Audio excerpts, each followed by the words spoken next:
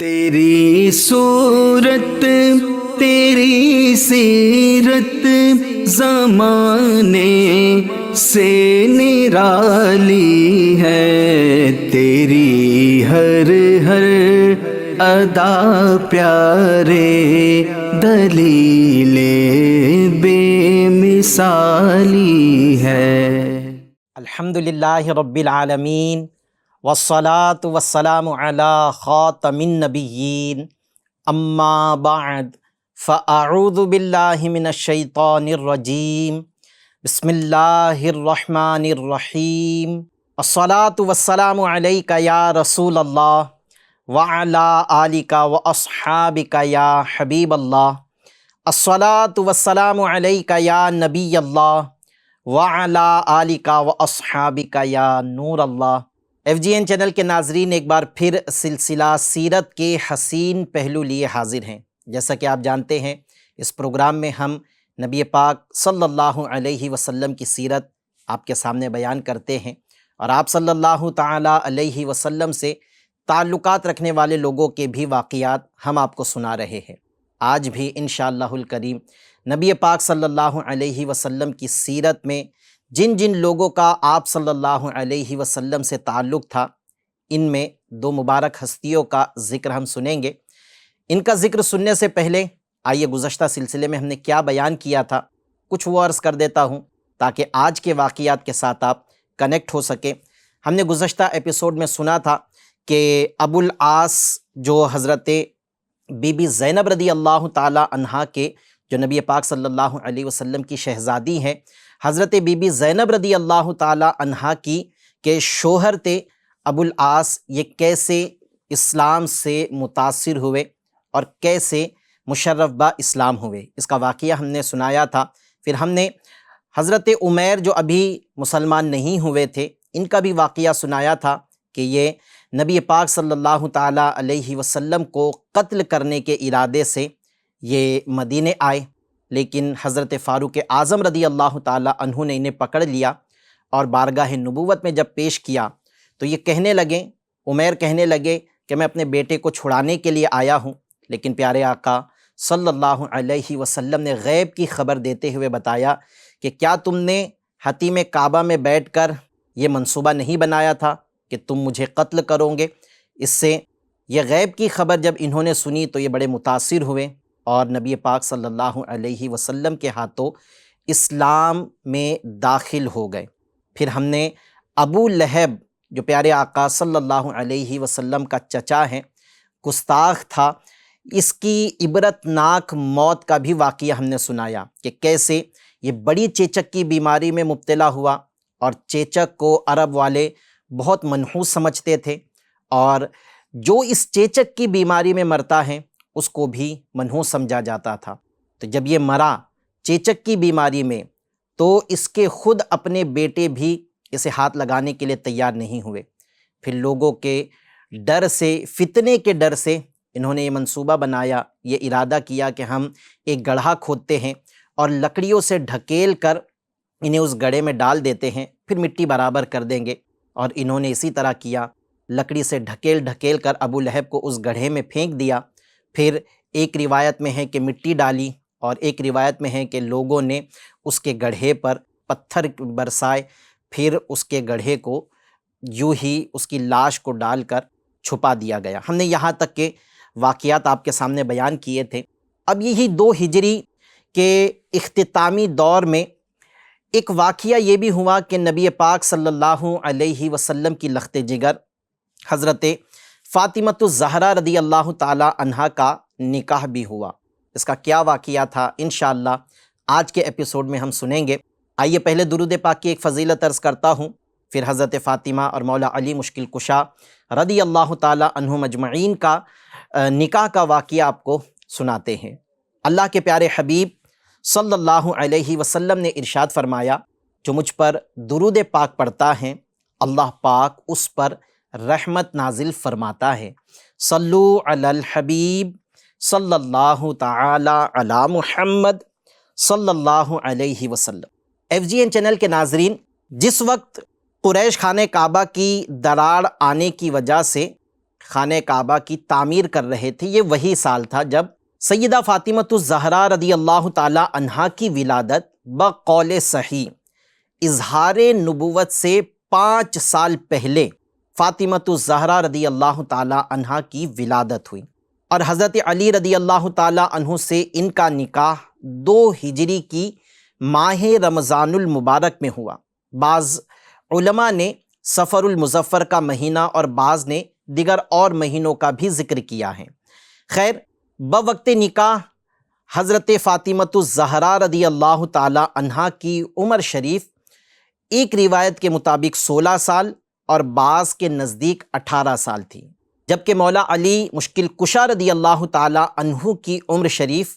21 سال 21 ایئرز 5 ماہ تھی۔ حضرت فاطمۃ الزہرا رضی اللہ تعالی عنہا سے نکاح کے لیے اور بھی دیگر صحابہ کرام نے اپنے اپنے رشتے بارگاہ نبوت میں پیش کیے، لیکن نبی پاک صلی اللہ تعالی علیہ وسلم نے سب سے یہ بات ارشاد فرمائی کہ میں اس معاملے میں وحی الہی کا منتظر ہوں، میں اللہ تعالیٰ کی طرف سے وحی کا انتظار کر رہا ہوں۔ پھر ایمن نے مولا علی رضی اللہ تعالی عنہ کو یہ ترغیب دلائی کہ تم بھی، جہاں اتنے سارے صحابہ اکرام فاطمۃ الزہرا رضی اللہ تعالی عنہا کے لیے اپنے نکاح کا پیغام بھیج رہے ہیں، تم بھی بھیجیں۔ روضۃ الاحباب میں کہا گیا ہے کہ صحابہ نے بھی ان سے یہ بات کہی، مولا علی رضی اللہ تعالی عنہ سے صحابہ اکرام نے بھی کہا آپ حضور صلی اللہ علیہ وسلم کے اہل اور خواص میں سے ہیں، آپ ان کے رشتہ دار بھی ہیں، ان کی اہل بیت میں بھی ہیں اور ان کے خاص لوگوں میں سے ہیں، آپ جا کر ان کے لیے حضور صلی اللہ علیہ وسلم کو پیغام دیں کہ آپ فاطمۃ الزہرا رضی اللہ تعالی عنہا سے نکاح کرنا چاہتے ہیں۔ حضرت مولا علی رضی اللہ تعالی عنہ نے فرمایا کہ میں رسول اللہ صلی اللہ تعالی علیہ وسلم سے اس بارے میں شرم رکھتا ہوں، اور فرمایا جب حضور صلی اللہ علیہ وسلم نے دیگر صحابہ کرام علیہم الرضوان جو نبی پاک صلی اللہ تعالی علیہ وسلم سے قربت رکھتے ہیں، جب ان کا پیغام رد فرما دیا تو میرا پیغام کیسے قبول فرمائیں گے؟ تو صحابہ اکرام نے کہا کہ آپ حضور صلی اللہ علیہ وسلم کی بارگاہ میں بہت زیادہ مقرب ہیں اور آپ ان کے چچا کے صاحبزادے ہیں، آپ ابو طالب کے فرزند ہیں، آپ بھی کوشش کرے، ہو سکتا ہے آپ کا پیغام قبول کر لیا جائے، جاؤ اور شرم نہ کرو۔ اس کے بعد حضرت علی رضی اللہ تعالی عنہ نے نبی پاک صلی اللہ تعالی علیہ وسلم کی خدمت میں حاضر ہو کر آپ کو سلام کیا، اور حضور صلی اللہ علیہ وسلم نے سلام کا جواب دیتے ہوئے فرمایا اے ابو طالب کے بیٹے، کیا بات ہے، ہمارے پاس کیسے آنا ہوا؟ عرض کیا میں اس لیے حاضر ہوا ہوں کہ میں فاطمہ کا پیام اپنے لیے آپ کی بارگاہ میں پیش کروں۔ اس پر رسول اللہ صلی اللہ تعالی علیہ وسلم نے مولا علی رضی اللہ تعالی عنہ سے فرمایا مرحبا و اہلا و سہلا مرحبا، یعنی آپ صلی اللہ علیہ وسلم نے آپ سے اس پیغام کے متعلق اپنی خوش دلی کا اظہار فرمایا، اور اس سے زیادہ کچھ نہ فرمایا، بس اتنا فرمایا اہلا و سہلا مرحبا۔ حضرت انس رضی اللہ تعالی عنہ فرماتے ہیں کہ اس وقت جب مولا علی رضی اللہ تعالی عنہ نے بارگاہ رسالت میں حاضر ہو کر یہ بات کہی تھی، اس وقت میں رسول اللہ کے پاس موجود تھا۔ اس وقت حضور صلی اللہ علیہ وسلم پر وہ کیفیت طاری ہوئی جو نزول وحی کے وقت ہوتی ہے، وہ کیفیت طاری ہوئی، اور حضور صلی اللہ علیہ وسلم اس کیفیت میں مستغرق ہو گئے۔ اس کے بعد جب وہ کیفیت دور ہوئی اور حضور صلی اللہ علیہ وسلم اپنے حال میں واپس تشریف لائے، اپنی پہلی حالت میں واپس تشریف لائے، تو فرمایا اے انس، رب العرش کے پاس سے میرے حضور جبریل امین علیہ السلام آئے اور کہا کہ حق تعالی ارشاد فرماتا ہے کہ فاطمہ کا نکاح علی کے ساتھ کر دو رضی اللہ تعالی عنہم اجمعین۔ تو اے انس رضی اللہ تعالی عنہ جاؤ، اور حضرت ابو بکر، عمر، عثمان، طلحہ و زبیر اور جماعت انصار کو بلا لاؤ۔ جب یہ سب حاضر ہو گئے تو حضور اکرم صلی اللہ تعالیٰ علیہ وسلم نے بلیغ خطبہ پڑھا اور پھر حمد الہی بجا لائے۔ حضرت عبد المصطفیٰ اعظمی رحمۃ اللہ تعالیٰ علیہ اپنی کتاب سیرت مصطفیٰ میں لکھتے ہیں، یہ شادی انتہائی وقار اور سادگی کے ساتھ ہوئی۔ حضور صلی اللہ علیہ وسلم نے حضرت انس رضی اللہ تعالیٰ عنہ کو یہ حکم دیا کہ وہ حضرات ابو بکر و عمر اور عثمان و عبد الرحمن بن عوف اور دوسرے دیگر مہاجرین و انصار کو مدعو کرے۔ چنانچہ جب صحابہ اکرام جمع ہو گئے تو حضور صلی اللہ علیہ وسلم نے خطبہ پڑھا اور فاطمۃ الزہرا رضی اللہ تعالیٰ عنہا کا مولا علی مشکل کشا رضی اللہ تعالیٰ عنہ سے نکاح پڑھا دیا۔ شہنشاہ کونین صلی اللہ علیہ وسلم نے حضرت بی بی فاطمہ رضی اللہ تعالیٰ عنہا کو جہیز میں جو سامان دیا، اس کی فہرست یہ ہے۔ جب والد اپنی بیٹی کا نکاح کرتا ہے تو کچھ جہیز ساتھ دیتا ہے۔ نبی پاک صلی اللہ علیہ وسلم نے اپنی لخت جگر کو جہیز میں کیا دیا؟ صاحب سیرت مصطفیٰ شیخ عبد المصطفیٰ اعظمی رحمۃ اللہ علیہ لکھتے ہیں، ایک کملی، بان کی ایک چارپائی، چمڑے کا گدا جس میں روئی کی جگہ کھجور کی چھال بھری ہوئی تھی، ایک چھاگل، ایک مشک، 2 چکیاں، 2 مٹی کے گھڑے۔ حضرت حارثہ بن نعمان انصاری رضی اللہ تعالی عنہ نے اپنا ایک مکان حضور صلی اللہ علیہ وسلم کو اس لیے نذر کیا، تحفے میں دیا کہ اس میں حضرت علی اور حضرت بی بی فاطمہ رضی اللہ تعالی عنہا سکونت پذیر ہو، یعنی اس میں یہ دونوں رہنے لگے۔ جب حضرت بی بی فاطمہ رضی اللہ تعالی عنہا رخصت ہو کر اپنے نئے گھر میں گئی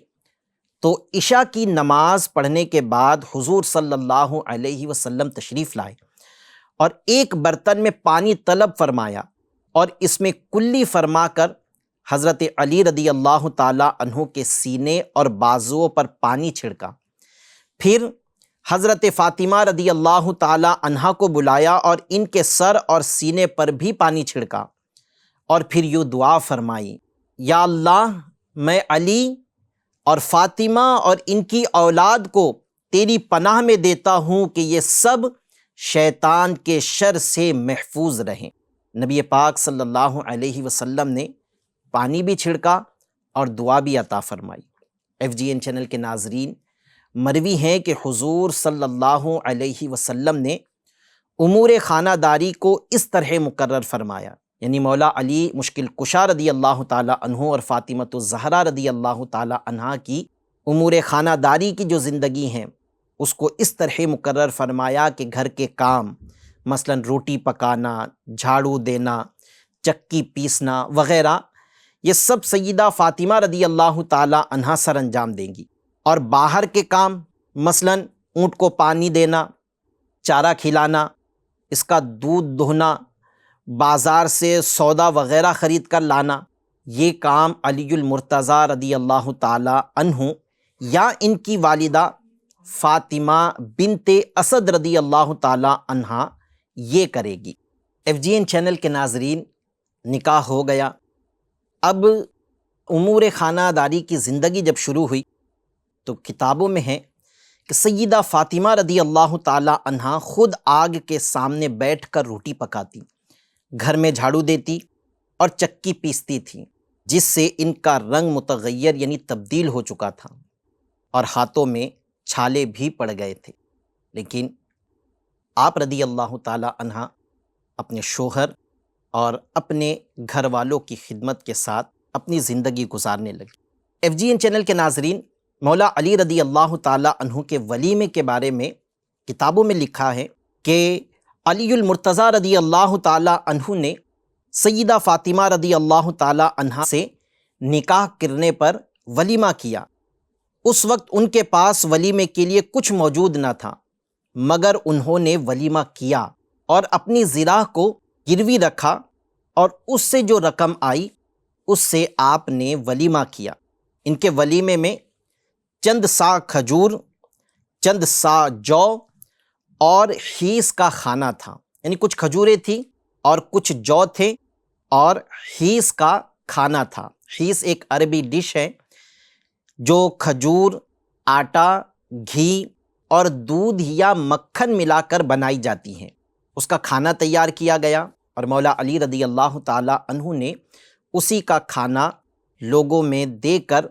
اپنے ولیمہ کو پورا کیا۔ FGN چینل کے ناظرین، یہ تھا مولا علی مشکل کشا رضی اللہ تعالی عنہ اور بی بی فاطمۃ الزہرا رضی اللہ تعالی عنہا کے نکاح کا واقعہ۔ یہ 2 ہجری میں ہوا، اور اس کے بعد 2 ہجری میں اور بھی بہت سارے واقعات ہوئے، میں اس کو مختصراً آپ کے سامنے عرض کرتا ہوں۔ 2 ہجری میں ہونے والے واقعات میں یہ بھی ہیں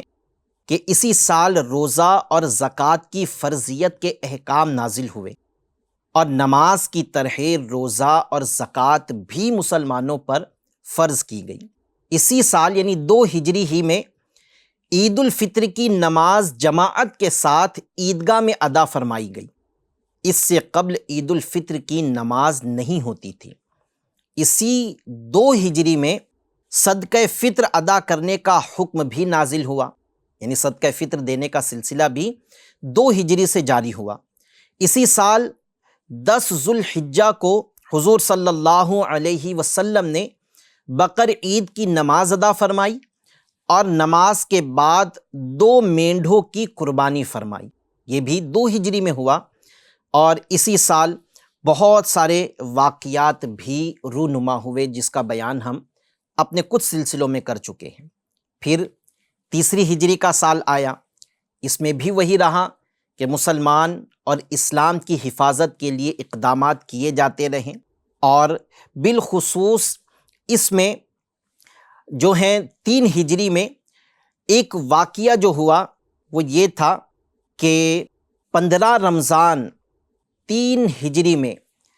حضرت مولا علی اور حضرت فاطمۃ الزہرا رضی اللہ تعالی عنہا کے گھر ایک شہزادی کی ولادت ہوئی، جن کا نام مصطفیٰ جان رحمت صلی اللہ علیہ وسلم نے حسن رکھا۔ جی ہاں، 15 رمضان المبارک 3 ہجری میں حضرت امام حسن رضی اللہ تعالی عنہ کی ولادت ہوئی۔ اسی سال حضور اقدس یعنی 3 ہجری میں حضور صلی اللہ علیہ وسلم نے حضرت بی بی حفصہ رضی اللہ تعالی عنہا سے نکاح فرمایا۔ حضرت حفصہ رضی اللہ تعالی عنہا حضرت عمر فاروق اعظم رضی اللہ تعالی عنہ کی صاحبزادی تھی۔ 3 ہجری میں پیارے آقا صلی اللہ علیہ وسلم نے ان سے نکاح فرمایا۔ اسی سال، اس سے پہلے ایپیسوڈ میں ہم نے سنا کہ حضرت عثمان غنی رضی اللہ تعالی عنہ کی ایک بیوی جن کا نام حضرت رقیہ رضی اللہ تعالی عنہا تھا، یہ 2 ہجری میں انتقال کر گئی، تو نبی پاک صلی اللہ تعالی علیہ وسلم نے اپنی دوسری شہزادی جن کا نام حضرت ام کلثوم تھا، ان کا نکاح 3 ہجری میں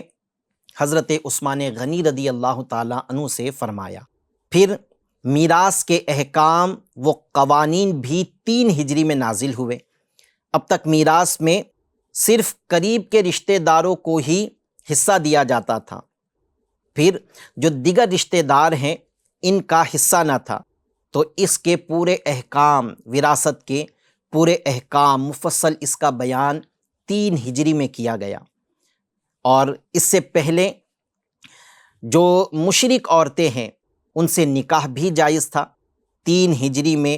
ان سے نکاح کی ممانعت کر دی گئی۔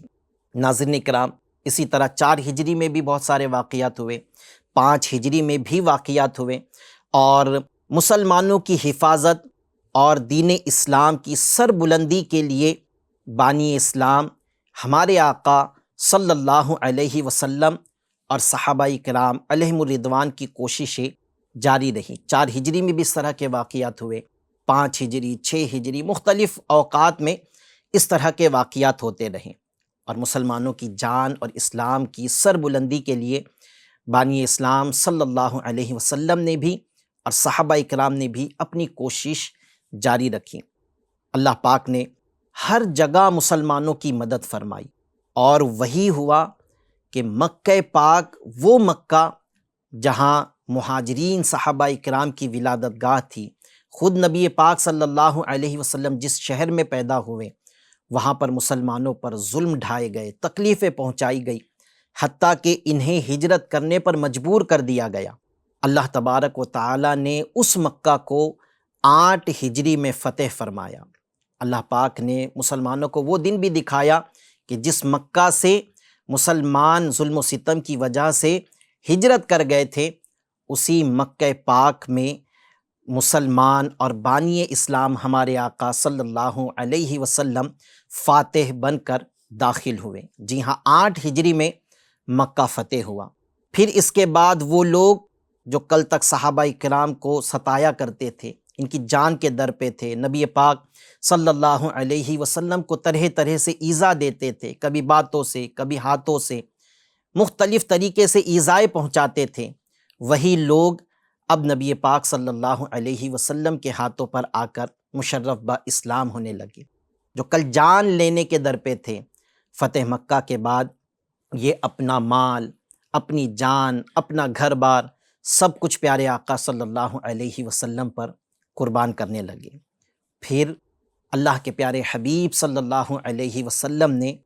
10 ہجری میں حجۃ الوداع فرمایا، یعنی آخری حج فرمایا۔ حج فرض ہونے کے بعد یہ سب سے پہلا حج تھا، نبی پاک صلی اللہ علیہ وسلم نے فرمایا۔ کئی صحابہ کرام نبی پاک علیہ السلام کے ساتھ اس سال مدینے سے مکے کی طرف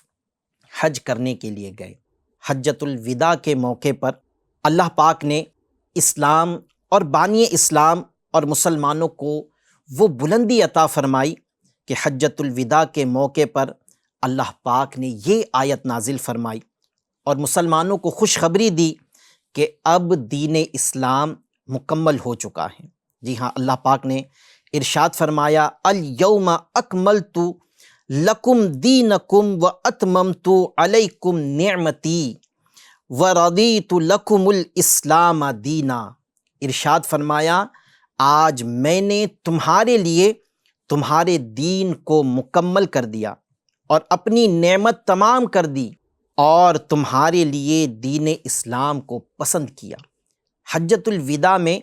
یہ آیت نبی پاک صلی اللہ علیہ وسلم پر بطور وحی نازل کی گئی، اور اسی خطبے میں نبی پاک صلی اللہ تعالی علیہ وسلم نے صحابہ کرام سے یہ بات بھی فرمائی کہ شاید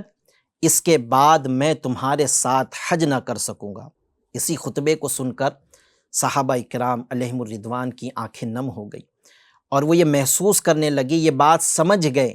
کہ اللہ پاک نے جس کام کے لیے بانی اسلام صلی اللہ علیہ وسلم کو مبعوث فرمایا تھا، جس مقصد کے لیے یہ دنیا میں تشریف لائے تھے، وہ کام اب مکمل ہو چکا۔